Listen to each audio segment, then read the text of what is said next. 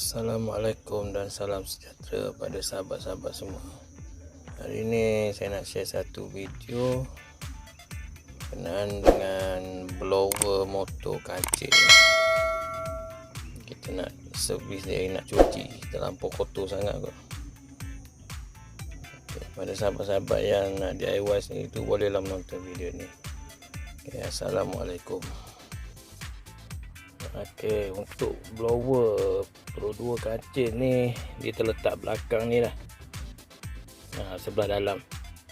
Kita kena masuk, nak buka tu kita kena ikut bawah steering ni, sebelah sini.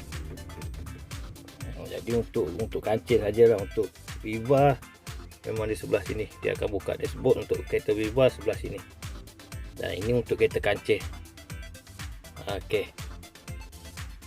Selamat menonton. Ni dia blower. Ni blower motor dia, aircon. Kita akan buka 3 skru, 1, 2 dan 3. Nanti kita akan cabut. Untuk buka blower ni ada 3 skru tu, saiz saya akan guna saiz nombor 8. Saya guna saiz 8. Saya akan cabut 3 skru ni, 1, 2 dan 3 atas. Selamat menonton.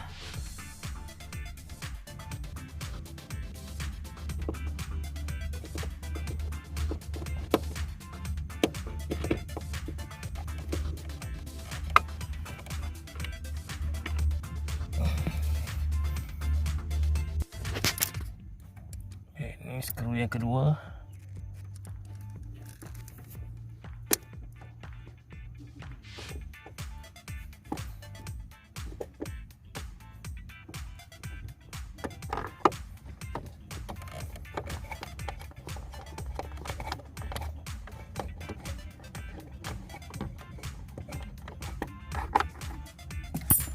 Kita akan cabut lagi 1 skru.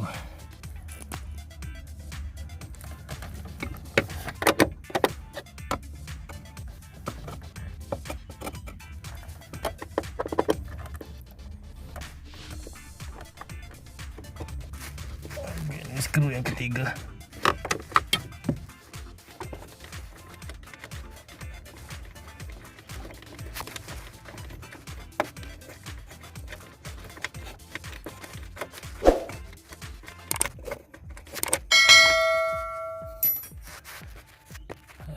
Setelah 3 skru dah cabut, sahabat perlu tarik dia keluar.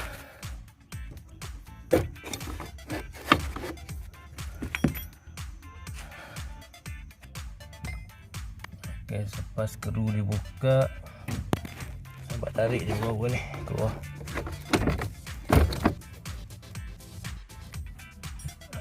Bila sahabat dah tarik keluar, ingat ada satu soket kat sini ni. Ni tak pun nampak ni.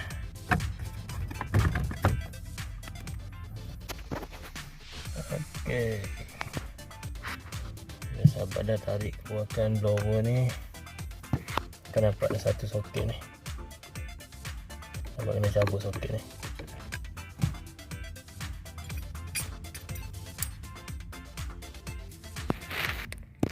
Selepas sahabat cabut soket ni,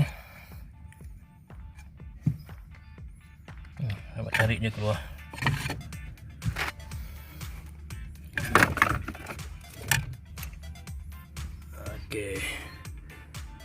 Inilah blower yang kita keluarkan tadi.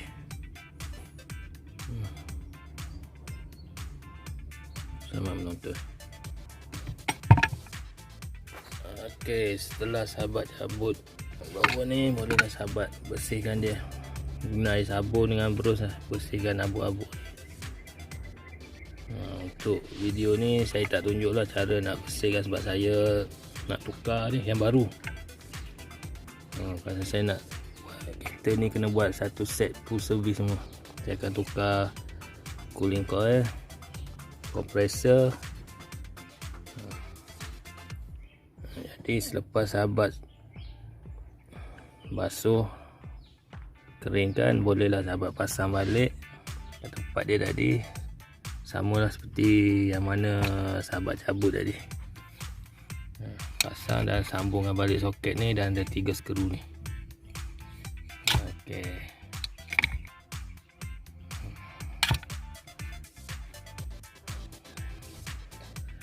Ada sahabat-sahabat yang nak DIY, bolehlah menonton video ni sampai habis. Sebelum tu jangan lupa subscribe, like dan share sebagai tanda sokongan anda. Okey, assalamualaikum.